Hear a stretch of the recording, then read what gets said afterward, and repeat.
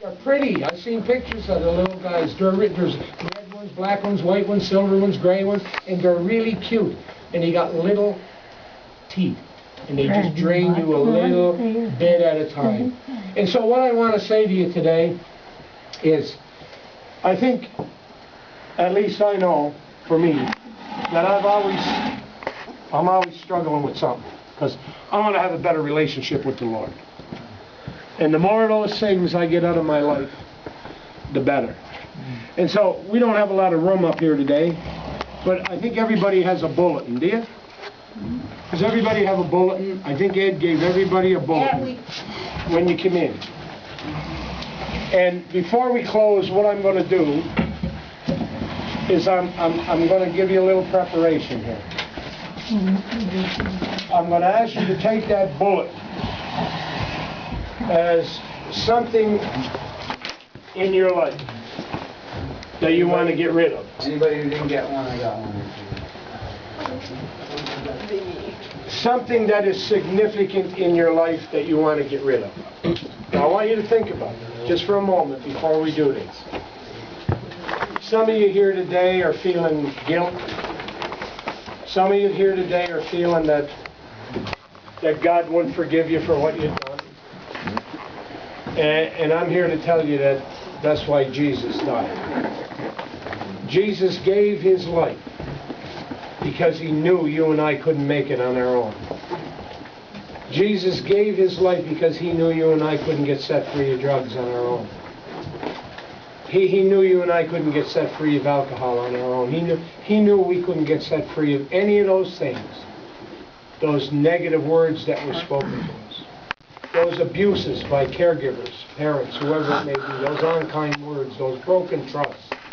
People that let us down, people that divorced us, people that weren't who they said they were after you knew them for a few years. You know, they revealed who they really were.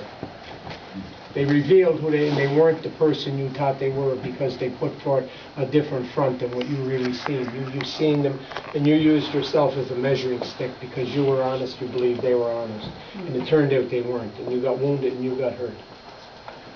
Those kind of things. And whatever may come to your mind right now, there's things coming to your mind right now. I know that. I know there's pictures coming. There's things coming to your mind right now that you feel, oh, I don't think God could ever forgive me. Mm-hmm. Jesus said he come that no one would be lost. He come to set who free? Captives. Captives. And we can get captivated by our thoughts. Our thought life's captivated. See, our mind will always tell our body where to go. Wherever your mind says to your body go, that's where your body will go. And that's what your body will do. It will do what your mind tells you. And so today I'm just going to ask you, as we're getting ready to close, that bulletin becomes something representative in your life that you want to be free of today. And I'm not saying that you're not saved. That's not what I'm saying. I was saved when I heard Jack Burbridge say, I can stand here today and no man has any hope. I was saved. If I'd have died, I went to heaven. But I was in really not a good condition to live on the earth. And there was things that had a hold on me and I didn't have a hold on them. There was things that had control over me and I didn't have control over them. And I wanted to be free of those things. I wanted to be a living witness for the glory of God. That's simply what I wanted to be. And you have to understand that today. I never ever intended to be in the ministry. Never intended to be a preacher. I never intended to have the things that God has blessed us with down here. But one thing I did intend to be able to stand up one day and say that no man or no woman anywhere had any hold on me because of decisions and choices and things that I did. I began to realize that I had a choice on it, and that God would give me the strength as long as I didn't quit. Keep going back. I've been going back to God since 31 years with this anger thing. And you know, it's getting mellower and mellower and mellower. And things don't affect me in that department. Because people have control of me. If someone can get you angry, they got control of you. You're not in control. You're out of control. They have control of you. And so those are the kind of things, you know, sexual abuse, physical abuse, verbal abuse, any of those things today that would make you feel insignificant, that would make you think in your mind that, see, the enemy can only use or travel on a road that he has into your mind.